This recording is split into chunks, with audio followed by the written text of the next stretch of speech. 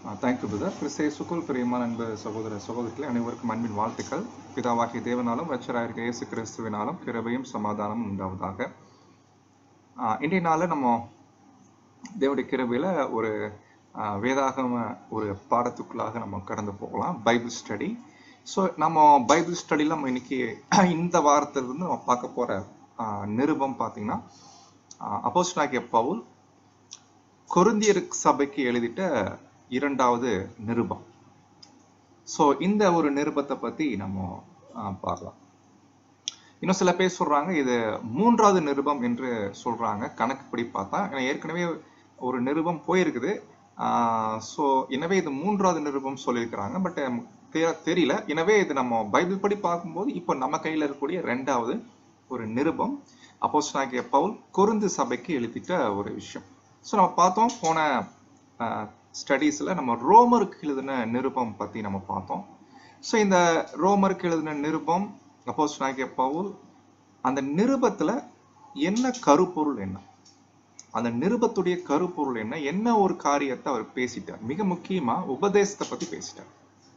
அந்த 2 உபதேசம், நீதிமானாக்கப்படுதல், பரிசுத்தமாக்கப்படுதல். ஞாபகம் இருக்குங்களா? அந்த ஒரு ரோமருடைய ஸ்டடியில் அந்த ஒட்டுமொத்த ரோமர் நிருபத்துக்கே ஒரு ஆதார வசனம் எதுனா அந்த பழைய ஏற்பாட்டு வசனத்தை பவுல் 1ஆம் அதிகாரத்தில் காமிச்சிருப்பாரு. விசுவாசத்தினாலே நீதிமான் பிழைப்பான். இந்த ஒரு வசனத்தை நம்ம பிரிச்சு படிச்சோம்னா எப்படி ஒரு விசுவாசத்தினால ஒருத்தர் நீதிமான ஆகிறார், இது ஒரு விஷயம், இது நீதிமானாக்கப்படுறது. அதே போல எப்படி விசுவாசத்தினால அந்த நீதிமான் பிழைக்கிறாரு, இது 2வது விஷயம். இது குறிக்குது பரிசுத்தமாக்கப்படுது. அப்போ நீதிமானாகிறது ஒரு விஷயம், பிழைக்கிறது ஒரு விஷயம். ஸோ முதல்ல நீதிமானாகணும். அப்படி நீதிமானானதான் அடுத்து பிழைக்கக்கூடிய விஷயமே அங்க வரும். பட் இது எல்லாமே விசுவாசத்தினால. அன்பானவர்களே, இந்த ஒரு விஷயத்தை நம்ம பார்த்து முடிச்சோம். இப்போ நம்ம பார்க்க போறது 2 கொரிந்தியர். அப்போ இந்த 2 கொரிந்தியர் நம்ம பத்தி இன்னைக்கு ஒரு அறிமுகம் தான் நம்ம இன்னைக்கு பார்க்க போறோம். ஸோ பொதுவாக 2 கொரிந்தியர் நிருபம் பார்க்கும்போது அப்போஸ்தலனாகிய பவுல் இந்த நிருபத்தை எழுதிட்டாரு.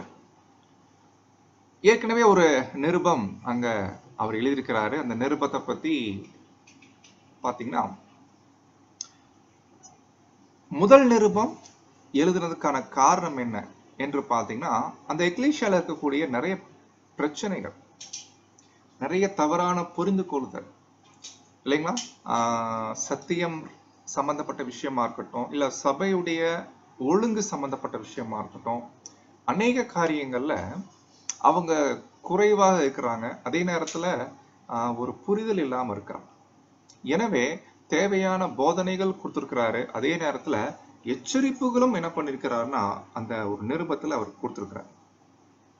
ஸோ அநேக சந்தர்ப்பங்கள்ல நம்ம ரோமர் ஸ்டடியிலே பார்த்தீங்கன்னா ஒரு சில பாடங்களை நம்ம அங்கிருந்து டச் பண்ணியிருக்கிறோம். தொடர்ந்து இந்த 2 கொரிந்தியர் நிருபத்திலையும் நம்ம என்ன பண்ணலாம்னா சில விஷயங்கள் அங்கங்க டச் பண்றதுக்கு உதவியா இருக்கும்.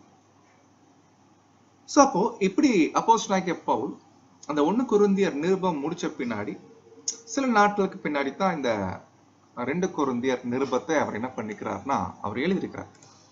அப்போ இந்த 2 கொரிந்தியர் நிருபத்துக்கு நம்ம இன்னைக்கு ஒரு அறிமுகமாக நம்ம பார்க்கும்போது, ஸோ முதல்ல இந்த 2 கொரிந்தியர் புஸ்தகத்தை ஃபுல் அனலைஸ் பண்ணோம்னா இது மற்ற 1 கொரிந்தியர் நிருபத்தோட கம்பேர் பண்ணும்போது கொஞ்சம் வித்தியாசப்படுது. எப்படி வித்தியாசப்படுது கேட்டீங்கன்னா, பொதுவா பவுல் நீங்க ரோமர் நிருபமே எடுத்துட்டீங்கன்னா ஒரு நிருபம் எழுதுறாருன்னா அது ஒரு ஆர்கனைஸ்டா இருக்கும். ஆர்கனைஸ்டு அப்படின்னு நினைத்தோம்னா ஒரு விஷயத்த சொல்ல போறாரு, அந்த சொல்ற விஷயத்த எப்படி சொல்லணும், எதெல்லாம் சொல்லணும், அது எல்லாமே ஒரு சரியான வகையில ஒரு ஏற்பாடா பண்ணியிருப்பார். அது ஒரு ஆர்கனைஸ்டா பண்ணியிருப்பார். அது ஒரு கரெக்டா ஒழுங்கு பண்ணியிருப்பார் இல்லைங்களா? இது அதே போல 1 கொரிந்தியரா இருக்கட்டும், 1ஆம் அதிகாரத்திலிருந்து கடைசி அதிகாரம் வரைக்கும் பார்த்தீங்கன்னா நிறைய விஷயம் இருக்கட்டும். ஆனால் அது எல்லாமே வரிசைப்படி அது ஒரு ஆர்டர்ல எது எது எப்பப்ப பேசணும், ஒரு விஷயத்த பேசி முடிச்சுட்டு அடுத்து இன்னொரு விஷயத்துக்கு போவாரு. இதெல்லாம் பாத்தீங்கன்னா ஒரு ஆர்கனைஸ்ட் அப்படி இருக்கும், ஒரு ஆர்கனைஸ்டா இருக்கும், எல்லாம் கரெக்டா ஒரு என்ன சொல்லலாம் ஒழுங்குபடுத்தப்பட்ட ஒரு அமைப்பா இருக்கும் இல்லைங்களா. ஆனா இந்த 2 கொரிந்தியர் படிச்சு பார்க்கும்போது இது எப்படி இருக்குன்னு தெரியுங்களா? இதுல என்ன விஷயம் இருக்குது, என்ன சொல்ல வர்றாரு, என்ன சொல்லணும்னா இது முழுமையா ஒரு ஆர்கனைஸ்டா இருக்கா. ஆர்கனைஸ்டா இருக்காது என்ன அர்த்தம்னா, என்ன பவுல் ஆக்சுவலி இந்த நிருபத்தை எழுதினாரு, இதுல என்னென்ன பாடங்கள் என்னென்ன லெசன் அவரு சொல்ல வராரு அப்படின்ற மாதிரி இருக்காது. என்ன சொல்லணும்னா, மற்ற இப்ப ரோமர் படிச்சோம்னா ரோமர்ல 2 செக்ஷனா பிரிக்கிறாரு, நீதிமானாக்கப்படுதல், பரிசுத்தமாக்கப்படுதல் இல்லைங்களா. இந்த மாதிரி செக்ஷனா பிரிச்சு ஃபர்ஸ்ட் நீதிமானாக்கப்படுதலை கம்ப்ளீட் பண்ணிட்டு பரிசுத்தமாக்கப்படுதலுக்கு வராரு. இதுதாங்க ஒரு கரெக்டா ஒரு ஆர்கனைஸ்டா சொல்லக்கூடிய விஷயம். என்ன சொல்லணும்னா இதுல வந்து டீச்சிங் இருக்கும், நிறைய போதனைகள், அந்த பிரசங்கம், அந்த போதித்தல் எல்லாமே அங்க இருக்கும். ஆனா இந்த நிருபத்துல போதனை ரீதியா ஒரு லெக்சரிங், ஒரு லெக்சரர் மாதிரி ஒரு போதிக்கக்கூடிய வகையில பாத்தீங்கன்னா இந்த நிருபம் பவுல் என்ன பண்ணலைன்னா எழுதல. அப்ப இவர் எப்படி எழுதியிருக்கிறாரு கேட்டீங்கன்னா, இது எல்லாமே தன் தனிப்பட்ட அனுபவங்களையும் பாருங்க, இது ரொம்ப முக்கியம். அங்க வந்து போதனை ரீதியா, பைபிள் டீச்சிங், உபதேச ரீதியா இல்லைங்களா, குணலட்சணங்கள் ரீதியா ஒரு சப்ஜெக்ட் இருக்கும். ஆனா இந்த நிருபத்துல பவுல் எப்படி பேசியிருக்கிறாருன்னா தன்னுடைய தனிப்பட்ட சாட்சி. ஒரு பாருங்க, ஒரு பவுல் மற்ற நிருபங்கள் எழுதும் போது இந்த மாதிரி சபையில இப்படி இருக்கணும், அந்த மாதிரி இருக்கணும் அப்படி சொல்லுவார், நம்ம எல்லாம் இப்படி இருக்கிறோம் அப்படி இருக்கணும்னு சொல்லுவார். ஆனா இங்க அப்படி இல்லை, தன் தனிப்பட்ட அனுபவங்கள், தன் தனிப்பட்ட சாட்சி, அதை என்ன பண்ணிருக்கிறாரு தெரியுமா? என்ன சொல்லணும்னா அவருடைய ஃபீலிங்ஸ், அவருடைய அந்த அந்த அனுபவங்கள், அந்த மனநிலைகளை என்ன பண்ணிட்டாருன்னா ஒரு நிருபமாக இந்த 2 கொரிந்தியர்ல அவர் பேசிட்டார். அப்படின்னா ரொம்ப கேஷுவலா, எப்படி ஒரு ஃப்ரெண்ட்லியா பேசுவார். இப்ப பாருங்க, ஒரு நிருபம் எழுதும் போது ஒரு தலைப்பு இருக்கும், தலைப்பின் கீழே நிறைய விஷயங்கள் இருக்கும், நிறைய பாடங்கள் இருக்கும், எச்சரிப்புகள் இருக்கும், இப்படி போகும் இல்லைங்களா. ஆனா இந்த நிருபத்தை பொறுத்த வரைக்கும் அப்படி இல்லை, நிறைய அனுபவங்க ரீதியாக தன்னுடைய உள்ளான அந்த அனுபவத்தை, தன்னுடைய ஃபீலிங்ஸ் என்ன பண்ணிருக்கிறாருன்னா அப்படியே என்ன பண்ணிட்டாருன்னா கொரிந்து சபைக்கு அங்க எழுதிட்டார். அதனால இந்த நிருபம் படிக்கும் போது கொஞ்சம் டிஃப்ரெண்டா இருக்கும் மற்ற நிருபங்கள் படிக்கிறதுக்கும். இப்ப கலாத்தியர் எடுத்துட்டீங்கன்னா அது ஒரு கோணத்துல பேசியிருப்பார், அங்க எல்லாமே அந்த நியாயப்பிரமாணம், உடன்படிக்கை இதை பத்தி அங்க பேசியிருப்பார். அதே போல ரோமர்லாம் அங்கேயும் பாத்தீங்கன்னா உபதேச ரீதியா பேசியிருப்பார். 1 கொரிந்தியர்ல பாத்தீங்கன்னா நிறைய ஒழுங்கு பத்தி இல்லைங்களா, சபையுடைய அந்த ஒழுங்குகள் பத்தி நிறைய பேசியிருப்பார். இது மாதிரி ஒவ்வொரு நிருபத்திலையும் ஒவ்வொரு ஆங்கிள் பேசிட்டு இருக்கும் போது இந்த நிருபத்துல மாத்திரம் அன்பானவர்களே அவருடைய அன்றாட தனிப்பட்ட அனுபவங்கள், அந்த அனுபவங்களை அவர் எப்படி அண்டர்ஸ்டாண்ட் பண்ணி வச்சிருக்கிறாரு, அவருக்கும் தேவனுக்கும் உள்ள அந்த உறவு என்ன, அநேக சபைகள் சகோதர சகோதரிகள் மத்தியில அவருடைய அந்த அன்பு நிலைப்பாடு எப்படி இருக்குது, ரொம்ப ஃப்ரீயா பேசுறார். கொரிந்து சபையார்கிட்ட ரொம்ப மனம் விட்டு பேசினா எப்படி பேசுவார், அது மாதிரி என்ன பண்றாருன்னா இந்த 2 கொரிந்தியர்ல அங்க பேசுறத நம்ம பார்க்க முடியுது அன்பானவர்கள்.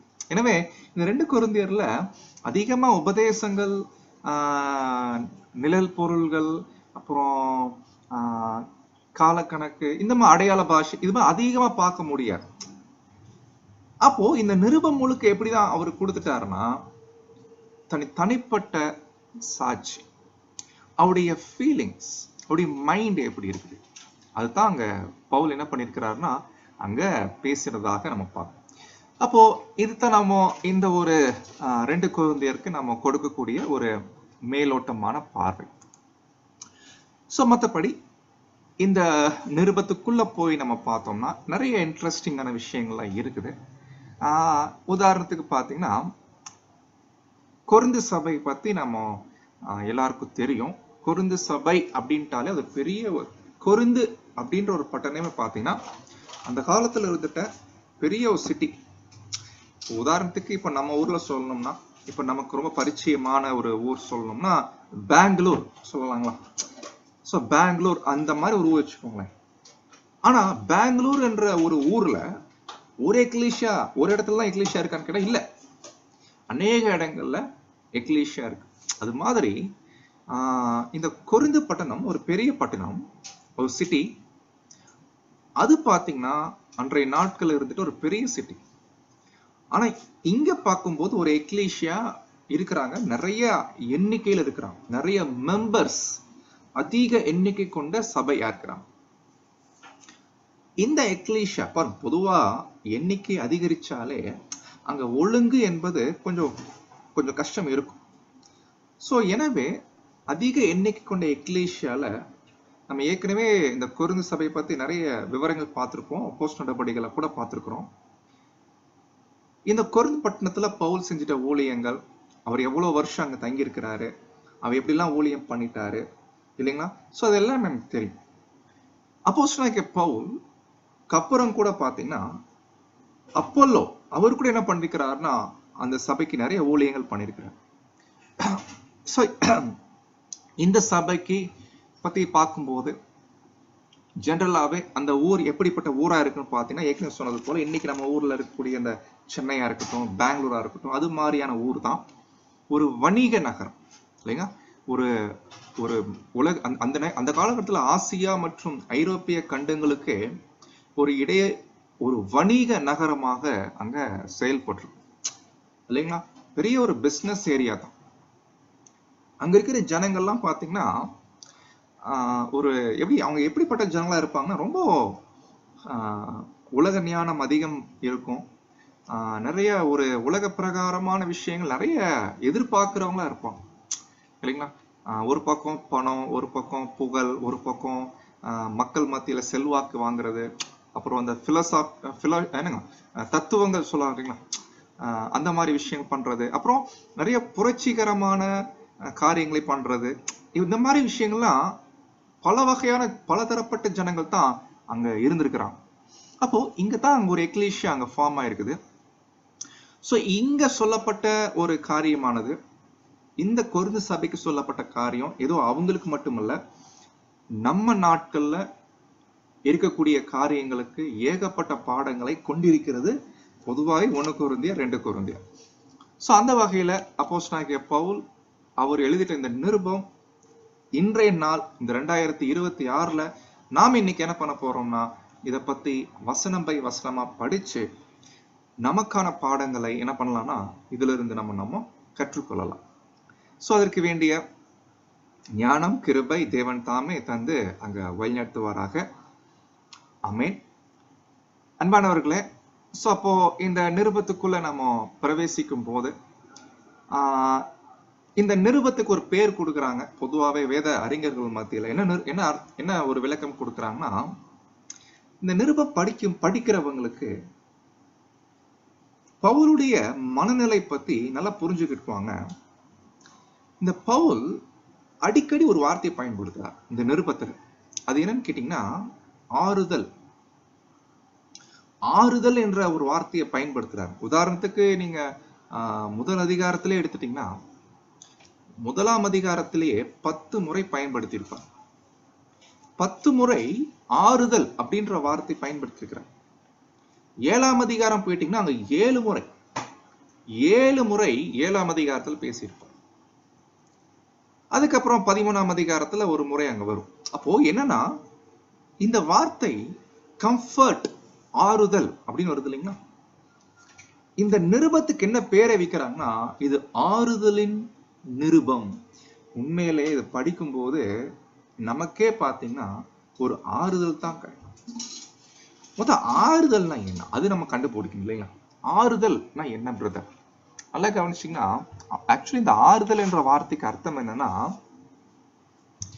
அப்படியே கற்பனை பண்ணிக்கோங்க, நம்ம எல்லாரும் ஏதோ ஒரு வேதனையில இருக்கிறோம், ஏதோ ஒரு உபத்திரவத்தில் இருக்கிறோம், ரொம்ப ஒரு ஸ்ட்ரெஸ் ஆயிருக்கு, ஒரு மன போராட்டம் ஆயிருது. என்ன பண்றதுன்னு தெரியல. திடீர்னு எதிலிருந்து நம்ம மன உளைச்சலுக்குள்ள போனோமோ அதிலிருந்து எதனால மன உளைச்சலுக்குள்ள போனோமோ அதிலிருந்து ஒரு ரிலீஃப்னா என்ன, அந்த ஒரு என்ன காரணத்தினால ஒரு மனவேதனை வந்துச்சு, அந்த காரணத்தை இருந்து ஒரு ரிலீஃப் கிடைக்குது. அந்த ரிலீஃப் கிடைக்கும் போது அதுக்கு பேரு தான் ஆறுதல். அந்த நேரத்துல மனசு எப்படி இருக்கும்? ஒரு இளைப்பாறுதல் கிடைக்கும் இல்லைங்களா, ஒரு ரெஸ்ட் கிடைக்கும் இல்லைங்களா. இந்த ஒரு விஷயத்துக்கு பேரு தான் ஆறுதல். ஆனா இந்த நிருபத்தை படிச்சு பாத்தீங்கன்னா ரொம்ப இன்ட்ரெஸ்டிங். பவுல் ஏகப்பட்ட போராட்டம், ஏகப்பட்ட சிரமம், ஆனா அவருக்கு ஆறுதல் கிடைச்சிச்சாமா. அப்ப ஆறுதல் கிடைச்சா என்ன அர்த்தம்? அந்த போராட்டங்கள், அந்த சிரமங்கள் எல்லாம் ரிலீஃப் ஆயிருச்சான்னு கேட்டா அப்படி இல்லை. போராட்டங்கள் இருக்குது, சிரமங்கள் இருக்குது, ஆனா அவருக்கு ஆறுதல் கிடைச்சிச்சாமா. இந்த போராட்டங்கள், இந்த சிரமங்கள் இருந்துட்டாலும் இதன் மத்தியில் எனக்கு ஒரு ஆறுதல் கிடைக்குது. இது ரொம்ப இன்ட்ரெஸ்டிங் இல்லைங்களா? பாருங்க, இப்ப தலைவலி இருக்கு வச்சுக்கோங்களேன், பயங்கர தலைவலி. ஒரு மருந்து வாயில போட்டு சாப்பிட்டா ஒரு அரை மணி நேரத்துல தலைவலி விட்டுருது. அதுக்கு பேர் ஆறுதல், ரிலீஃப். ஆனா தலைவலி பயங்கரமா இருக்குது, தலைவலி போகல. தலைவலி போகலைனாலும் மனசுல ஒரு சந்தோஷம் இருக்கு, ஒரு ஆறுதல் கிடைக்குது. அந்த மாதிரி அனுபவம் நீங்க வாங்கியிருக்கீங்களா? அது போலத்தான் சுத்திலும் போராட்டம், உபத்திரவம், சிரமம் இருந்துட்டாலும் பவுல் சொல்றாரு எனக்கு ரொம்ப ஆறுதலா இருக்குது. அப்ப இந்த ஆறுதல் சொல்லும் போது ஏதோ ஒரு ரிலீஃப் கிடைச்சிருக்கு அவரு. அந்த ரிலீஃப் தான் அன்பானவர்களே, அவ்வளோ போராட்டங்கள் இருந்துட்டாலும் அவருக்குள்ள அந்த ஒரு ஆறுதலை கொண்டு வருது. அப்ப எது அவர் என்ன ஒரு விஷயம் ஆறுதல் அவரை பண்ணிருக்கும்? ஒருவேளை அந்த போராட்டங்கள் இல்ல, திடீர்னு மறைஞ்சிருச்சு, உபத்திரம் இல்ல, எல்லாம் போயிருச்சுன்னா அது ஒரு ஆறுதல் தான். அந்த மாதிரி ஆறுதல் வந்துச்சான்னு கேட்டா பவுலுக்கு இல்ல. ஆனா ஏதோ ஒரு ஆறுதல் கிடைச்சிருக்குது. அதுதான் இந்த நிருபத்துல பேசுறேன். அப்ப என்ன விஷயம் கிடைச்சிருக்குன்னு கேட்டீங்கன்னா, அதுதான் அன்பானவர்களே நமக்கு ஒரு பெரிய பாடமா இருக்கு. இந்த நிருபத்தை படிக்கும் போது அந்த ஆறுதலுக்கான காரணமே அவர் சொல்றார். அது என்ன தெரியுங்களா? உங்களுடைய மாற்றம். உங்களுடைய மாற்றம் பார்க்கும்போது எனக்கு பெரிய ஆறுதலா இருக்கு. அன்பானவர்களே, என்னால கற்பனை பண்ணி பாருங்க, ஒரு வருஷம் 2 வருஷம் பிரயாசப்பட்டு சில நேரங்கள்ல நம்முடைய நன்மைகளை கூட விட்டு கொடுத்து ஒரு எக்லீஷியாவுக்கு போயிட்டு 1 வருஷம் 2 வருஷம் தேவனுடைய வார்த்தைகளை பிரசங்கம் பண்ணிட்டு வந்த பின்னாடி ரொம்ப நாளுக்கு அப்புறம் அவங்கள பத்தி கேள்விப்படுறோம், அவங்க இன்னும் ரொம்ப ஒஸ்ட் ஆயிட்டாங்க அப்படின்னா அது எவ்வளவு கஷ்டமா இருக்கு இல்லைங்களா? அப்போ இவ்வளோ ஊழியம் பண்ணிட்டோம், அந்த ஊழியத்தினால ஒரு பிரயோஜனமே நடக்கல அப்படின்னா, அந்த ஊழியத்துடைய பிரயோஜனமே வெளியே வரலன்னா அது எவ்வளவு கஷ்டமா இருக்கு இல்லைங்களா? ஆனா எவ்வளோ பிரயாசம் எடுத்து, எவ்வளோ ஊழியம் பண்ணி, அதனால நிறைய இழப்புகள், நிறைய பாதிப்புகள் மத்தியில இருந்துட்டாலும் அவங்கள பத்தி கேள்விப்படும் போது முன்ன விட நிறைய மாற்றம் ஆயிருக்கிறாங்க, சத்தியத்துல நல்ல ஒரு வளர்ச்சிக்குள்ள போயிருக்கிறாங்க, முன்னோக்கி போவதில் விருப்பம் கொண்டிருக்கிறாங்க, சத்தியத்துல நிலைச்சு நிக்கணும், ஸ்ட்ராங்கா நிக்கிறதுக்கு பிரயாசம் எடுக்கிறாங்க. இதெல்லாம் கேட்கும் போது எவ்வளோ கஷ்டங்கள் சிரமங்கள் இந்த ஊழியத்தினால இருந்துட்டாலும் இதை கேட்கும் போது எப்படி இருக்கும்? ஒரு பெரிய ரிலீஃப் இருக்குமா இல்லைங்களா? இந்த ரிலீஃப் தாங்கோ இந்த போராட்டங்கள் மத்தியில, இந்த உபத்திரவங்கள் மத்தியில நமக்கு கிடைக்கக்கூடிய ஒரு பெரிய ரிலீஃப். அன்பானவர்களே, இது நல்ல அருமையான பாயிண்ட், நீங்க நல்லா அண்டர்ஸ்டாண்ட் பண்ணிக்கணும் இந்த பாயிண்ட். ஆக்சுவலி இதுதான் இந்த பவுல் இந்த 2 கொரிந்தியர் எழுதுவதற்கான மிக முக்கியமான கருப்பொருள் இதுதான். அவர் தன்னுடைய ஆறுதலை வெளிப்படுத்துறார். உங்களை பத்தி நான் இவ்வளவு முன்னாடி கேட்டிருந்தேன், எனவே தான் உங்க ஃபர்ஸ்ட் கொரிந்தியர் நிருபத்துல அவ்வளவு பேசியிருக்கிறோம். ஆனா அதுக்கப்புறம் கேள்விப்பட்டோம், உண்மையிலேயே அந்த நிருபம் எழுதும் போது ரொம்ப ஒரு ஒரு என்ன சொல்லலாம், அவ்வளவு தூரம் வேதனை துக்கம் இருந்துச்சு முதல் நிருபம். ஆனா இப்போ இந்த 2ஆம் நிருபத்தை எழுதும் போது நான் எவ்வளவு ஆறுதலா இருக்கேன்னு தெரியுமா? அப்படின்னு என்ன பண்றாருன்னா, அந்த ஒரு ஃபீலிங்ஸ் அவர் வெளிப்படுத்துறார். இது நமக்கு மிக முக்கியமான ஒரு பாடம் தான். அன்பானவர்களே, நம்ம வாழ்க்கையில கண்டிப்பா போராட்டங்கள் இருக்கும், உபத்திரவம் இருக்கும். நம்ம என்ன விரும்புவோம்? அதெல்லாம் தேவன் மாத்திட்டாருன்னா நமக்கு ஆறுதல் கிடைச்சிரும். ஏன்னா இன்னைக்கு உலக பேசபையெல்லாம் ஜனங்கள் பாத்தீங்கன்னா, பேசபை ஜனங்கள் தேவன்ட்ட ஆறுதல் கேட்கிறான். ஆறுதல் தாங்க தேவனே, ஆறுதல் கொடுங்க தேவனே. உடைய அர்த்தம் என்ன? இந்த ப்ராப்ளம்ஸ், உபத்திரவம் ஒரு செகண்ட தேவன் மாத்திட்டாருன்னா பெரிய ரிலீஃப். தேவன் மாத்துவாரா? கண்டிப்பா மாத்துவார். முடியுமா? கண்டிப்பா முடியும். எனவே எல்லா பேர் சபை ஜனங்கள் அப்படித்தான் தேவன்ட்ட போயிட்டு இருக்கிறாங்க. நாம அப்படி போகலாமான்னு கேட்டா அப்படி போகக்கூடாதுங்க. நம்முடைய விசுவாசம் எப்படி இருக்கணும்னா, ஓவர் நைட்ல என்ன வேணாலும் நடக்கும், தேவன் நினைச்சா மாத்துவார். இந்த ஃபெய்த் பாத்தீங்கன்னா தேவனுடைய பிள்ளைகளுக்கு கண்டிப்பா இருக்கும். தேவன் மேல அபரிவிதமான விசுவாசம் கண்டிப்பா இருக்கும். அன்பானவர்களே, இது ரொம்ப முக்கியமான பாயிண்ட். நீங்க ஆபிரகாமுடைய சம்பவத்தை நம்ம ஏற்கனவே ரோமர்ல படிச்சிருக்கோம். அவருடைய காரியங்கள் படிக்கும் போது ரொம்ப இன்ட்ரெஸ்டிங்.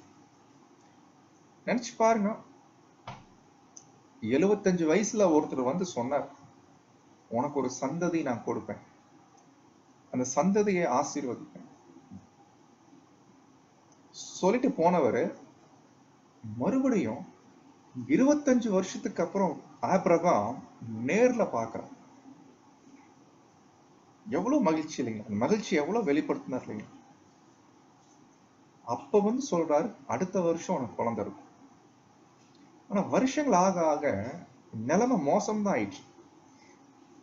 75 வயசுல சொல்லும் போது கூட ஓகே, வாய்ப்பு இருக்குன்னு சொல்லலாம், 100% வாய்ப்பு இருக்கு. ஆனா 99 வயசுல சொல்றாரு, 100 வயசு ஆகும்போது உனக்கு கையில குழந்தை. வருஷங்கள் ஆக ஆக நிலைமை மோசமாயிட்டு இப்ப 100% வாய்ப்பே இல்லைன்ற. வாய்ப்பே இல்லை. பவுல் அதான் சொல்ற, 100% வாய்ப்பே இல்லை பிள்ளை பெற்றெடுப்பது. 100% நீங்க எந்த ஹாஸ்பிட்டல்ல போயிட்டு எத்தனை செக்அப் பண்ணாலும் டாக்டர்ஸ் இருந்து கிளியர் ரிப்போர்ட் வரும், 100% சான்ஸே இல்லைங்க ஆபிரகாம் சாரா.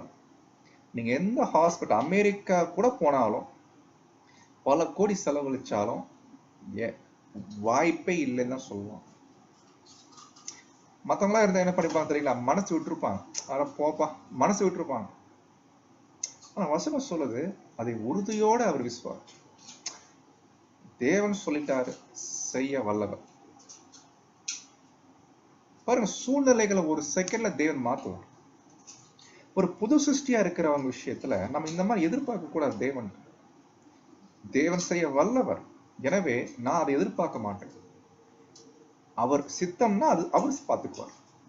அப்ப நான் என்ன எதிர்பார்க்கணும் தெரியுமா? என் வாழ்க்கையில ஒரு நல்ல ஆறுதல், நல்ல ஆறுதல் எதுனா, என் சூழ்நிலைகளை மாத்துறது ஆறுதல் இல்லை. இந்த சூழ்நிலைகள் மத்தியிலையும் நமக்கு எது ஆறுதல் நினைக்கிறீங்க? அன்பானவர்களே, அது என்னவா இருக்கும்? நீங்க கண்டிப்பா ஒவ்வொருவரும் ஒவ்வொரு மனசுக்குள்ள நீங்க நினைச்சிருப்பீங்க. இந்த நாட்கள்லையும் நம்ம சத்தியத்துல இருக்கிறோம், சத்தியத்தினால நடத்தப்படுறோம், சத்திய வசனங்களை கேட்கிறோம். சத்தியங்களை படிக்கும் போது, சத்தியங்களை கேட்கும் போது, தேவனுடைய சித்தத்தை அதிகமாக அறிந்து கொள்ளும் போதே, தேவனுடைய திட்டங்களை அதிகமாக புரிந்து கொள்ளும் போதே, அது எவ்வளவு ஆறுதல் கொடுக்குது இல்லைங்களா நமக்கு? அதே போல இந்த ஊழியங்கள்ல நம்ம ஊழியங்கள் செய்யும் போது அந்த ஊழியங்கள் சிரமத்துல இருந்துட்டாலும் அதன் மத்தியிலுக்கு அநேக ஆறுதல் கிடைக்குது. அநேக சகோதர சகோதரிகளை நம்ம சந்திக்கும் போது, அன்பை பரிமாறிக்கொள்ளும் போது, அன்பை பெற்றுக்கொள்ளும் போது அது எவ்வளவு ஒரு மகிழ்ச்சி, ஒரு ஆறுதல் இல்லைங்களா? சோ இதுதாங்க இந்த ஆறுதலின் நிருபம் படிக்கிற நம்ம எல்லாருக்குமே அப்போஸ்தலனாகிய பவுலுக்கு எப்படி இந்த ஆறுதல் அங்க வந்திருக்கு. சோ இதை நம்ம என்ன பண்ணலாம்னா அங்க நம்ம கண்டுபிடிக்கலாம். சோ எனவே நம்முடைய வாழ்க்கையில இந்த ஒரு ஆறுதல் கண்டிப்பா இருக்கணும். பவுல் அவர் கிடைச்ச ஒரே ஆறுதல் இவ்வளவு கஷ்டங்கள் மத்தியிலும் கொரிந்து சபையார் காட்டின மனமாற்றம், அந்த மாற்றம் முதல் கொரிந்தியர்ல அவர் சொல்லிட்ட காரியங்கள் எல்லாம் பார்க்கும்போது அந்த எக்லீஷியால நிறைய பிரச்சனை, ஆனா அது எல்லாவற்றிலும் இருந்து மாற்றம் காமிக்கிறாங்க. பாத்தீங்களா? அந்த சேஞ்ச் தான் நல்ல ஒரு ரிலீஃப் கிடைக்குது நமக்கு. அதுதான் பவுலா என்ன பண்றாருன்னா இந்த ஒரு நிருபத்தை அவர் எழுதினது நம்ம பார்ப்போம். அப்போ அன்பானவர்களே, இதை நம்ம பார்த்த பின்னாடி இப்ப நம்ம என்ன பண்ணலாம்னா அந்த வசனத்துக்குள்ளாக நம்ம போகலாம். சோ முதல் வசனம் 2 கொரிந்தியர் வசனம் 1 நான் படிக்கிறேன், கவனிங்க. தேவனுடைய சித்தத்தினாலே, பாருங்க எப்படி ஸ்டார்ட் பண்றாரு பாருங்க. தேவனுடைய சித்தம், இது மனுஷனுடைய சித்தம் இல்ல, இது தேவனுடைய பிளான். இது ஆக்சுவலி உண்மையிலேயே கர்த்தர் இயேசு தெரிந்தெடுத்த அப்போஸ்தலர்கள் 12 பேர் மாம்சத்துல பார்க்கும்போது அதுல ஒருத்தர் இறந்துட்டார், 11 பேர் இருக்கிறாங்க. அதுக்கப்புறம் இயேசு கிறிஸ்து யாரையுமே அப்போஸ்தலர்கள் மத்தியில அடுத்து இவர் தான் அப்படின்ற மாதிரிலாம் அவர் செலக்ட் பண்ணல, இல்லைங்களா?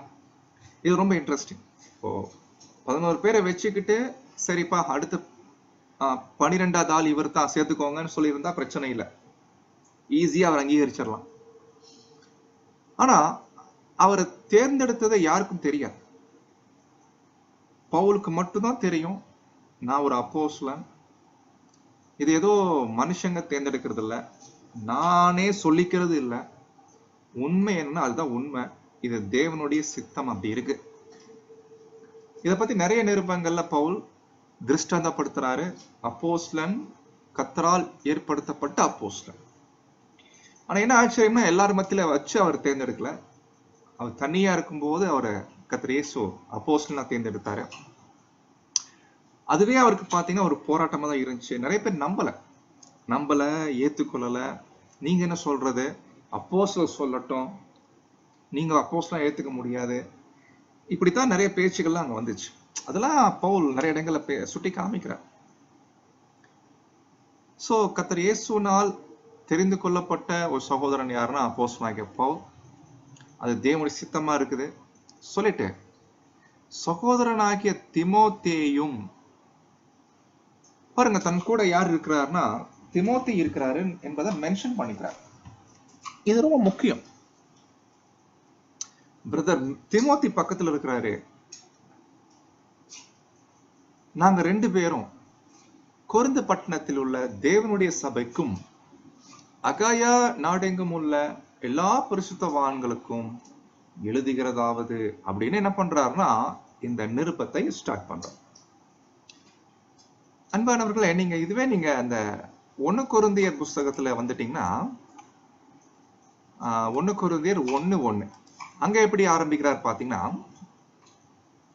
தேவனுடைய சித்தத்தினாலே, அதே லைன், இயேசு கிறிஸ்துவின் அப்போஸ்தலனாகும்படி அழைக்கப்பட்டவனாகிய பவுலும் சகோதரனாகிய சொஸ்தனே. அப்போ அந்த முதலாம் நிருபம் எழுதும் போது யார் கூட இருந்திருக்கிறார்னா சொஸ்தனே இருந்திருக்கிறார். தீமோத்தேயு இருக்கிற மாதிரி தெரியும். கொரிந்தியிலே கிறிஸ்து இயேசுக்குள் பரிசுத்தமாக்கப்பட்டவர்களாயும் பரிசுத்தவான்களாக அழைக்கப்பட்டவருமாய் இருக்கிற தேவனுடைய சபைக்கும் எங்களுக்கும் தங்களுக்கும் ஆண்டவராய் இருக்கிற நம்முடைய கர்த்தராகிய இயேசு கிறிஸ்து நாமத்தை எங்கும் தொழுது கொள்கிற அனைவருக்கும் எழுதுகிறதாவது. அப்போ என்னன்னா, முதலாம் நிருபம் பேசும்போது யார் இருக்கிறாங்கன்னா சொஸ்தனே இருக்கிறார்.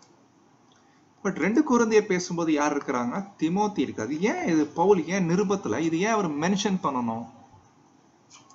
காரணம் இருக்கு நண்பர்களே. இது ரொம்ப இன்ட்ரெஸ்டிங்கான காரணம். என்னன்னா, அந்த காலத்திலே பாருங்க நிறைய ஃபோர்ஜரி நடந்திருக்குங்க. ஃபோர்ஜரினா புரியுது இல்லைங்களா? அது என்ன ஃபோர்ஜரி கேட்டீங்கன்னா, இப்பெல்லாம் பாத்தீங்கன்னா ஏதாவது நமக்குள்ள ஒரு புக் வருது, ஒரு பிரதர்ஸுங்க வேதமானவர் அப்படின்ற பேர்ல ஒரு புக் வருதுன்னா, நம்ம இது புக் யார் அனுப்புனா, எங்க இருந்து வந்துச்சு இல்லைங்களா? டக்குன்னு நம்ம என்ன பண்ணலாம், விசாரிக்கலாம். விசாரிச்சு போன் அடிச்சு டக்குன்னு கேட்கலாம். அந்த நாட்கள் எல்லாம் அப்படிலாம் கிடையாது. போன் அடிக்க முடியாது. இது யார்கிட்ட இருந்து வந்திருக்குது கண்டுபிடிக்க ரொம்ப சிரமம். அப்போ அன்றைய நாட்களே பாத்தீங்கன்னா, இது பவுலுடைய நிருபம் என்ற பேர்ல பவுலே எழுதியிருக்க மாட்டாருங்க. பவுல் எழுதியிருக்க மாட்டாரு. ஆனா இது பவுல் கிட்ட இருந்து வந்திருக்குன்னு சொல்லி ஒருத்தர் வந்து கொடுக்குறாரு. அப்ப நிறைய பேர் என்ன நினைப்பாங்க, ஓ இது பவுல்கிட்ட இருந்து வந்திருக்குதா அப்படின்னு அப்படியே படிச்சு கண்மூடித்தனமா படிச்சுட்டு அதுல என்ன இருக்குதோ அப்ப ஏத்துக்குவாங்க இல்லைங்களா? அப்போ இது பவுல் கிட்ட இருந்து தான் வந்திருக்குன்னு பவுல் கிட்ட போன் அடிச்சு கேட்க முடியுமா? கேட்க முடியாது. அப்போ அந்த நிருபம் உடைய உறுதித்தன்மை இது பவுல் கிட்ட தான் வந்திருக்குன்னு எப்படி நம்ம கண்டுபிடிக்கலாம்? இத்தனைக்கும் அன்றைய நாட்கள்ல எழுதிட்ட நிருபங்கள்லாம் பாத்தீங்கன்னா மோஸ்ட்லி பவுல் எழுதியிருக்க மாட்டாங்க, கூட இருக்கிறவங்க தான் எழுதுவாங்க இல்லைங்களா? அப்படி இருக்கும்போது இது எப்படி புரிஞ்சுக்கிறது? ஏன்னா நீங்க ஃபர்ஸ்ட் நீங்க ஒருவேளை நீங்க பைபிளை திருப்புனீங்கன்னா 2 தெசலோனிக்கல்ல நீங்க 2ஆம் அதிகாரம் 2ஆம் வசனத்தை படிச்சு பாத்தீங்கன்னா சொல்றாரு பாருங்க, ஒரு ஆவியினாலாவது ஒரு வார்த்தையினாலாவது அடுத்து எங்களிடத்திலிருந்து வந்ததாய் தோன்றுகிற ஒரு நிருபத்தினாலாவது, அதாவது எங்கிட்ட இருந்து தான் வந்திருக்குன்னு நினைச்சீங்கன்னா, இது பவுல் கிட்ட தான் வந்திருக்குது அந்த நிருபம் வந்திருக்குதுன்னு நினைச்சீங்கன்னா செக் பண்ணிக்கோங்க. இயேசுடைய 2ஆம் வருகை பத்தி இந்த மாதிரி எழுதி இருந்துச்சுன்னா சஞ்சலப்படாதீங்க, கலங்காதீங்க. ஒருவேளை எங்க பேரே போட்டு வந்தாலும் நீங்க உடனே என்ன பண்ணாதீங்க, ரியாக்ட் பண்ணாதீங்க. இப்போ சொல்ற நல்லா கேட்டுக்கோங்க, இந்த உபதேசம் இப்படித்தான் அப்படின்னு பவுலன் பேசுவார் பாருங்க. அப்போ இது ரொம்ப இன்ட்ரெஸ்டிங் தான். அன்றைய நாட்கள்ல ஒரு ஏன்னா அன்பானவர்களே நிருபம் என்பது ரொம்ப கவனிக்கணும். இப்போ ஈவன் பாத்தீங்கன்னா இப்போ கொரிந்தியர் நிருபம் எழுதுறாருன்னா சில இடங்கள்ல அன்றைய நாட்கள்ல ஒரே தோல் சுருள் தான் எழுதுவாங்க, ஒரு தோல் சுருள் எழுதிருப்பாங்க. சில நேரங்கள்ல தோல் சுருள் இன்னொரு காப்பி கூட எடுப்பான் இல்லைங்களா? அதே பார்த்து இன்னொரு தோல் சுருள் அப்படி காப்பி பண்ணுவாங்க. ஸோ அப்போ சில தோல் சுருள் வந்து இது அநேக இடங்களுக்கு போகும்போது அதனுடைய உண்மைத்தன்மை கண்டுபிடிக்கிறது ரொம்ப சிரமமாயிடும். அதனாலதான் பவுல் என்ன பண்ணிடுறாருன்னா, உண்மையிலேயே இது என் கிட்ட இருந்து தான் இந்த நிருபம் வருது, இது நான் தான் எழுதிட்டேன்.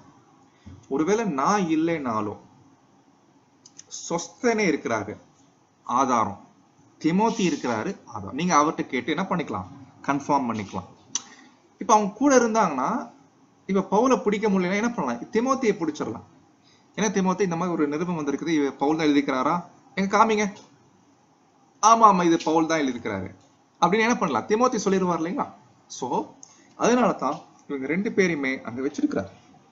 அதுக்கு மாத்திரமல்ல, இந்த 2 பேருடைய இன்னொரு வேலை என்னன்னா, இந்த நிருபங்களை காப்பி பண்றது, இன்னொரு தோல் சுருளுக்கு காப்பி பண்றது. ஏன்னா இன்னொரு காப்பி இருந்தா நல்லதுதானே இல்லைங்களா? இன்னொரு எக்ஸஸ் காப்பி இருந்தா நல்லது, இது மிஸ் ஆனாலும் அதை எடுத்துக்கலாம்.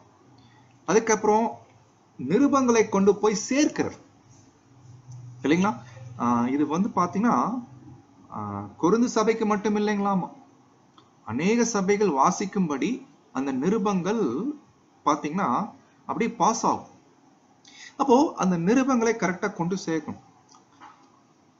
அந்த வேலைக்குள்ள யார் இருக்கிறாங்கன்னா திமோத்தி இருக்கிறாரு, சொஸ்தனே இருக்கிறாரு. இப்ப திமோத்தி தான் போய் அந்த லெட்டர் கொடுக்க வராரு வைங்களேன். அந்த திமோத்தி கொடுக்க வந்த உடனே இப்ப ஃபர்ஸ்ட் வசனம் படிக்கிறாங்க. அப்போஸ்தலனாகிய பவுலும் சகோதரனாகிய திமோத்தேயும் அப்படி சொல்லும்போது அவங்களுக்கு என்ன ஆயிரும், ஓ ஆமா இது திமோத்தி வந்து கொடுத்துருக்கிறாரு, நிருபம் கூட பவுல் தான் அங்க போட்டிருக்கிறாரு அப்படின்னு என்ன பண்ணிக்கலாம்னா ஒரு உறுதிப்படுத்திக்கலாம். இதை தாண்டி இன்னொரு உறுதி என்ன பண்றாங்கன்னா கொடுக்குறாங்க. என்ன கொடுக்குறாங்கன்னு கேட்டீங்கன்னா சிக்னேச்சருங்க. அது ரொம்ப இன்ட்ரெஸ்டிங். சிக்னேச்சர் அப்படின்னா என்ன சொல்லலாம், கையெழுத்துங்க. நீங்க சில நிருபங்கள்லாம் படிச்சு பார்த்தீங்கன்னா என் கையெழுத்தாலே நான் என்ன பண்றேன் உங்களையா வாழ்த்துகிறேன், சிக்னேச்சர். இது பவுல் தான் எழுதியிருக்கிறாருன்னா பவுலுக்கு ஒரு கையெழுத்து இருக்கு இல்லைங்களா, அது கையெழுத்து போட்டுருவார். ஐ விஷ் அப்படின்னு என்ன பண்ணிடுவாருன்னா கையெழுத்து போட்டு கொடுப்பார். சில வசனங்கள் இருக்குது, நீங்க வாய்ப்பு இருந்தா படி. அப்போ அன்பானவர்களே, இப்படியாகத்தான் என்ன பண்ணிக்கிறாங்கன்னா அன்றைய நாட்கள்ல அந்த நிருபத்துடைய உறுதித்தன்மைக்காக இந்த மாதிரிலாம் அங்க பண்ணிருக்கிறாங்க. ஆனா ரொம்ப இன்ட்ரெஸ்டிங் என்னன்னா பவுல் அவருடைய ஊழியத்துல, அது மிக முக்கியமா இந்த நிருபம் உடைய ஊழியத்துல அநேக சபைகளுக்கு இந்த நிருபங்களை கொண்டு போய் சேர்க்கக்கூடிய வேலையில ரொம்ப பெரிய உதவியா சொஸ்தனே, தீமோத்தேயோ, இன்னும் நிறைய பிரதர்ஸ் இருந்திருக்காங்க. இந்த தீமோத்தி, சொஸ்தனே எல்லாம் யாருன்னு கேட்டீங்கன்னா பவுலுடைய ஊழியங்கள்ல சில காரியங்கள் அவருடைய திட்டங்கள் அவருடைய பிளான்ல இருக்கும் இல்லைங்களா, இதெல்லாம் செயல்படுத்தக்கூடிய, நல்லா கவனிங்க, பவுல் சில பிளான் போட்டிருக்கிறாருன்னா அந்த திட்டங்களை செயல்படுத்துறதுக்கு ஆள் வேணும் இல்லைங்களா. செயல்படுத்தக்கூடியவர்களாக யார் இருக்கிறாங்கன்னா இந்த தீமோத்தேயு, சொஸ்தனே, இன்னும் நிறைய பிரதர்ஸ்ல இருக்கிறாங்க. அதனால தான் இவங்களுக்கு என்ன பேரு, செயல்படுத்துறதுனால நம்ம என்ன பேர் வைக்கலாம் இவங்களுக்கு, செயலாளர் சொல்லாம இல்லைங்களா. செயலாளர், செயலாளர்னு என்ன அர்த்தம், செயல்படுத்துறோம்னு அர்த்தம், விஷயத்தை செயல்படுத்துறோம். அப்ப செயலாளர்கள் என்ற வார்த்தை, தமிழ் வார்த்தைய இங்கிலீஷ்ல நீங்க பாத்தீங்கன்னா என்ன வார்த்தை வரும் இங்கிலீஷ்ல, செக்ரட்டரி. செக்ரட்டரி கேள்விப்பட்டிருக்கீங்களா? செக்ரட்டரினா இது இந்த ஸ்டடிஸ் பண்ணிட்டு அந்த எக்லீஷியா பிரதர்ஸ் அப்படியே சொல்றாங்க. தீமோத்தி, சொஸ்தனேனா பவுல் கூட இருந்துட்டு செக்ரட்டரி. செக்ரட்டரின்றது இன்னைக்கு நம்ம நாட்டுல தப்பா போச்சு, அது ஏதோ பதவி மாதிரி ஆயிடுச்சு. ரியல் மீனிங் என்ன தெரியுங்களா, செயல்படுத்துறவங்க, செயலாக்கம் பண்றவங்க, செயல்படுத்தக்கூடிய நபர், செயலாளர்கள். இதுதாங்க சரியான அர்த்தம். இன்னைக்கு நிறைய வார்த்தைகள் தப்பாக புரிஞ்சுக்கிற மாதிரி ஆயிடும். இதனால்தான் பிரதர் ரசல் பிரதர் டைம்ல எல்லாம் பாத்தீங்கன்னா அவரு அநேக உலகமெங்கும் இருக்கக்கூடிய அநேக நாடுகள்ல இருக்கக்கூடிய தேவனுடைய பிள்ளைகளுக்கு என்ன தேவைப்படுது, அவங்களுக்கும் இவங்களுக்கும் ஒரு தொடர்பு வேணும், இவங்களுடைய தேவைகளை பிரதர் ரசல் பிரதருக்கும் தெரியப்படுத்துறது, அதுக்கப்புறம் பிரதர் ரசல் பிரதர் சொல்ல வேண்டிய விஷயங்களை சபை எல்லாருக்கும் கொண்டு போய் சேர்க்கிறது, இதெல்லாம் செய்யறதுக்கு அன்றைய நாட்கள்ல ஒவ்வொரு தேசத்திலும் செக்ரட்டரி அப்படின்றவங்க இருப்பான். செக்ரட்டரினா இது எப்படி சொல்லுவாங்க, ஜெனரல் செக்ரட்டரி, பொது செயலாளர். பொது செயலாளர், ஜெனரல் செக்ரட்டரி, இவங்க வேலை என்னன்னா அநேக இந்தியா வச்சுக்கோங்க, இந்தியாவில் இருக்கிற எல்லா சபைகள்கிட்ட போய் விசிட் பண்ணி அவங்களுக்கு என்னென்ன தேவை இருக்குது, என்னென்ன புக்ஸ் வேணும், என்னென்ன வகையில உதவி வேணும் எல்லாம் வாங்கி லெட்டர் போட்டு பிரதருக்கு அனுப்பணும். அங்கிருந்து வரக்கூடிய விஷயங்களை அந்த எக்லீஷியாக்கு போய் பகிர்ந்து கொடுக்கணும். இதுதான் வேலைங்க. இப்படித்தான் ஜெனரல் செக்ரட்டரி அப்படின்ற ஒரு அன்றைய நாட்கள் இருந்தாங்க. நம்ம நாட்கள்ல பாத்தீங்கன்னா சில வருஷங்களுக்கு முன்னாடி இருந்தாங்க, இன்னைக்கு இருக்கிறாங்களான்னு தெரியல எனக்கு. நீங்க கேள்விப்பட்டிருக்கீங்களா, பொது காரிய தரிசின்னு ஒரு பழைய பைபிள் ஸ்டூடெண்ட்ஸ்க்கு எல்லாத்துக்கும் தெரியும். பொது காரிய தரிசி, அது பொது காரிய தரிசின்ற பேரைய மாத்திட்டாங்க. ஆக்சுவலி பொது செயலாளர், இவங்க ஜெனரல் செக்ரட்டரி. இவங்க வேலை என்னன்னா சபைகளுடைய இந்த ஊழியங்கள், அவங்களுக்கு என்னென்ன தேவைகள் அது எல்லாம் கலெக்ட் பண்ணி பிரதருக்கு தெரியப்படுத்தணும். இதுதான் வேலை. அது பின்னாட்கள் அது என்ன ஆயிடுச்சுன்னா அது ஒரு பதவி ஆயிடுச்சு. பதவி மட்டும் இல்ல, அநேக சபைகள் மீது அதிகாரம் பண்ற மாதிரி ஆயிடுச்சு. இவங்க தலைமையில இயங்குற மாதிரி ஆயிடுச்சு. அதனாலதான் இன்னைக்கு 2007 பாத்தீங்கன்னா ஃபர்ஸ்ட் செப்பரேஷன் நடக்குது பைபிள் ஸ்டூடெண்ட்ஸ் மத்தியில. அந்த பிஎஸ்ஏ என்று சொல்லக்கூடிய அங்கிருந்து ஒரு செப்பரேஷன் நடக்குது. அது காரணம் பாத்தீங்கன்னா இந்த பொது செயலாளர், பொது காரியதரிசி என்ற ஒரு ஏற்பாடு அது சரியான வகையில் இல்லாதனால என்ன பண்ணிட்டாங்கன்னா பிரதர்ஸுங்க வெளியே வராங்க. இதெல்லாம் நம்ம தெரியும். அந்த அன்றைய நாட்கள் இருந்த சமயத்தில் நம்ம இந்த விஷயங்கள் எல்லாம் பார்த்திருப்போம். ஆனா உண்மையிலேயே செக்ரட்டரி என்பது இதுதான் சரியான விஷயம். அப்போஸ்தலனாகிய பவுல் அவருடைய ஊழியங்கள் இன்னும் விரிவா செய்வதற்கு காரணமே கூட இருந்த பிரதர்ஸுங்க செயல்படுத்துகிறவராக காணப்பட்டாங்க. இது ரொம்ப ஆச்சரியம். ஏதோ பேருக்காக புகழுக்காக அதிகாரத்துக்காக எல்லாம் இல்லைங்க. இன்னைக்குதான் நிலைமையே மாறிடுச்சு. பட் அன்றைய நாட்கள் அப்படிலாம் கிடையாது அன்பானவர்களே. சோ இப்படித்தான் பாத்தீங்கன்னா திமோத்தி மற்றும் அநேக சகோதரர்களை பக்கத்துல வச்சுட்டு என்ன பண்றாருன்னா இந்த நிருபம் எழுதுறாரு. இது சாட்சி கூட. சோ அப்போ சொல்லிட்டு அந்த ஒரு 2 கொரிந்தியர் 1ஆம் அதிகாரத்தில் நம்ம வரும்போது கொரிந்து பட்டணத்தில் உள்ள தேவனுடைய சபைக்கும் மட்டுமல்ல, இது அகாயா என்பது பெரிய ஒரு ரீஜியன். அந்த இடத்துல அந்த ஊர்ல ஏகப்பட்ட எக்லீசியாஸ் இருக்கிற எல்லா பரிசுத்தவான்களுக்கும் எழுதுகிறதாவதுன்னு சொல்றாருன்னா என்ன அர்த்தம்? அப்ப இந்த நிருபம் கண்டிப்பாக உலகமெங்கும் இருக்கிற எல்லா பரிசுத்தவான்களாலும் படிக்க வேண்டியது, தியானிக்க வேண்டியது. எனவே தான் இந்த நிருபத்தை நாம் படிக்க வேண்டிய கட்டாயத்தில் உள்ளோம். காலங்கள் ரொம்ப கம்மி. கடைசி காலங்கள்ல இந்த நிருபங்கள் இப்பதான் நம்ம படிக்க வாய்ப்பு கிடைச்சிருக்கு. எனவே நாம் இந்த நிருபங்களை நம்ம தொடர்ந்து படிக்கும் போது அதிலிருந்து கிடைக்கக்கூடிய பரிசுத்த ஆவியை, தேவனுடைய வல்லமையை பெற்றுக்கொண்டு அதனால நம்முடைய புது சிந்தை பலப்படுவதற்கு ரொம்ப உதவியா இருக்கும் அன்பானவர்களே. எனவே இந்த கிளாஸஸ் எல்லாம் மிஸ் பண்ணாம இது நம்முடைய ஆவிக்குரிய வளர்ச்சிக்காக நம்ம ஒவ்வொருவரும் கேட்க வேண்டியது அவசியமா இருக்குது. சோ இப்படியாக இது பரிசுத்தவான்கள். பரிசுத்தவான்கள்ன்றது யாருங்க? பைபிள்ல பரிசுத்தவான்கள் யாருன்னா இவங்க மட்டும்தான் ஆவியினால் ஜனிப்பிக்கப்பட்டவர்கள், ஆவியின் அபிஷேகத்தை பெற்றவர்கள். இவங்க தான் நம்ம பார்க்கிறோம் பரிசுத்தவான்கள். இவங்களுக்கு மட்டும்தான் இந்த விஷயங்கள் எல்லாம் புரியும். ஏன்னா தேவனுடைய ஆவி பெற்றிருக்கிறாங்க. சோ எனவே தேவனுடைய வார்த்தைகளை இவங்க படிக்கும். சோ சொல்லிட்டு 2ஆம் வசனம், நம்முடைய பிதாவாகிய தேவனாலும் கர்த்தராகிய இயேசு கிறிஸ்துவினாலும் 2 வார்த்தை பயன்படுத்துறாரு. கிருபை சமாதானம் அனைவருக்கும் உண்டாவதாக. அப்போ அன்பானவர்களே, அது என்ன கிருபை சமாதானம்?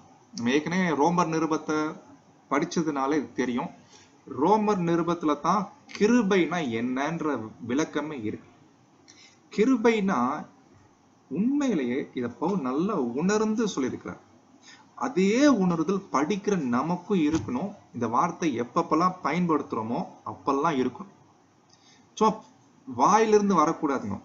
கிருபை உங்களோடு இருப்பதாக வாயில வரக்கூடாது. அந்த கிருபைனா என்ன? கிருபையை நான் எந்த அளவுக்கு ருசிச்சிருக்கிறேன், ஒவ்வொரு நாளும் எப்படி ருசி பார்க்கிறேன், அது உணர்ந்து இருதயத்திலிருந்து வார்த்தை வரணும். அதுதான் அன்பானவர்களே சரியான ஒரு விதம். கிருபை. அது என்ன கிருபை? ரோமர் படிக்கிறோம் இல்லைங்களா? இது தேவனுடைய ஈவு.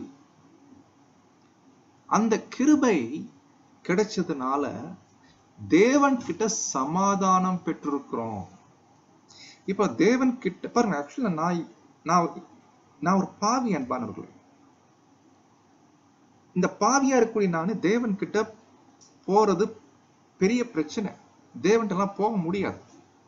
நான் பாவியா இருக்கும்போது தேவன்கிட்ட போனா எனக்கு பெரிய பிரச்சனைங்க. தேவன்கிட்ட எனக்கு தேவனுக்கு முன்னாடி எனக்கு சமாதானம் இல்லை, பெரிய பிரச்சனையாயிரும். இந்த நிலையில இருக்கக்கூடிய நான் இப்போ தேவன் கிட்ட எந்த பிரச்சனையும் இல்லாம சமாதானமா போயிட்டு வரேன்.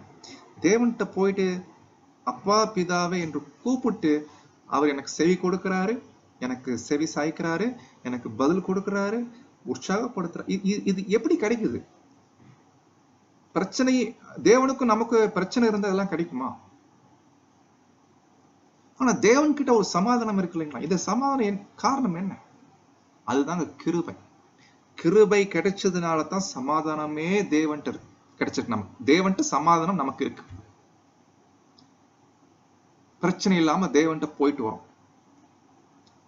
அப்போ இந்த கிருபையும் சமாதானமும் ஒருத்தர் பரிசுத்தவான்கள் வாழ்க்கையில ரொம்ப ரொம்ப முக்கியமானது. தயவு செய்து எந்த பிரதர் சிஸ்டர்ஸை பார்த்தாலும், ஒருவேளை அவங்கள சந்திக்கும் போது வாய்ப்பு இருந்தா நீங்க என்ன சொல்லுங்கன்னா, தேவனுடைய கிருபை, இந்த கிருபையினால் வரக்கூடிய சமாதானம் உங்கள் அனைவரோடும் கூட இருப்பதா, உங்களோடு கூட இருக்கட்டும். இது ஒரு ஆசீர்வாதம், இது ஒரு பிளெஸிங். நம்ம எல்லாரும் ஆசீர்வதிக்கணும், எல்லாரையும் ஆசீர்வதிக்கணும், உடன் ஒவ்வொரு சகோதர சகோதரியும் ஆசீர்வதிக்கணும். தேவனுடைய கிருபை சமாதானம் உங்களோடு கூட இருப்பதா. அன்பானவர்களே, தொடர்ந்து இந்த ஒரு நிருபத்துக்குள்ள நம்ம ஆராய்ச்சிக்குள்ள போகலாம். தேவன் சித்தமா இருந்துச்சுன்னா வரக்கூடிய வாரங்கள்ல இதை முடிக்கிறதுக்கு தேவன் தாமே கிருபை செய்வாராக. தொடர்ந்து இதை புரிஞ்சு கொள்வதற்கும் வேண்டிய உதவிகள் தேவன் தாமே தந்த கிருபை செய்வாராக. ஏதாவது விளக்கங்கள் இல்ல மாற்று கருத்துக்கள் எதுவாக இருந்தாலும் தாராளமா நீங்க சொல்லலாம். சோ பொறுமையோடு கேட்ட உங்கள் அனைவரையும் தேவன் தாமே காத்து கிருபை செய்வாராக. ஆமென்.